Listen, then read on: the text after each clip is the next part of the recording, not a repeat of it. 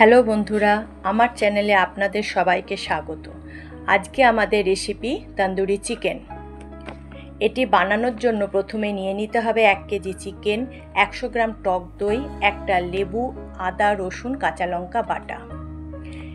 এইবার চিকেনগুলো ম্যারিনেট করার জন্য দিয়ে দিতে হবে পরিমাণ মতো নুন, 2 চামচ হলুদ গুঁড়ো, 1 চামচ জিরে গুঁড়ো, 1 চামচ ধনে গুঁড়ো, 1 চামচ গরম মশলা গুঁড়ো, 1 চামচ গোলমরিচ গুঁড়ো, 1 চামচ কাসুরি মেথি, আর রঙের জন্য দিয়ে দিতে হবে কিছুটা কাশ্মীরি লঙ্কার গুঁড়ো।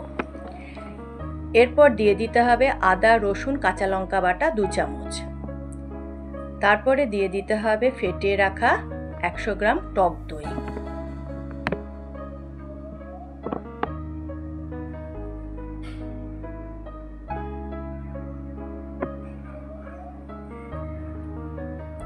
এরপর দিয়ে দিতে হবে লেবুর রস।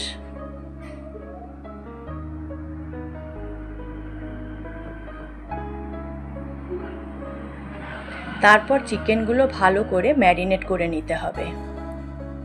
তারপরে দিয়ে দিতে হবে কিছুটা পরিমাণ সর্ষের তেল। তারপরে আবার আরেকবার ভালো করে চিকেনগুলো ম্যারিনেট করে নিতে হবে আর ঢাকা দিয়ে রেখে দিতে হবে 2 ঘন্টার জন্য।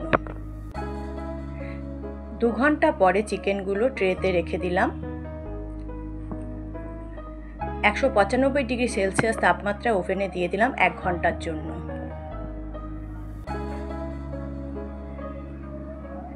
এক ঘন্টা পর চিকেনগুলো রেডি হয়ে গেছে, তাই বের করে নিলাম।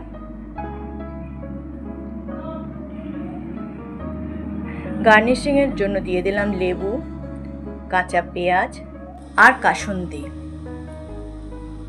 এরকম আরও রেসিপি দেখার জন্য আমার চ্যানেলটিকে অবশ্যই সাবস্ক্রাইব করবেন।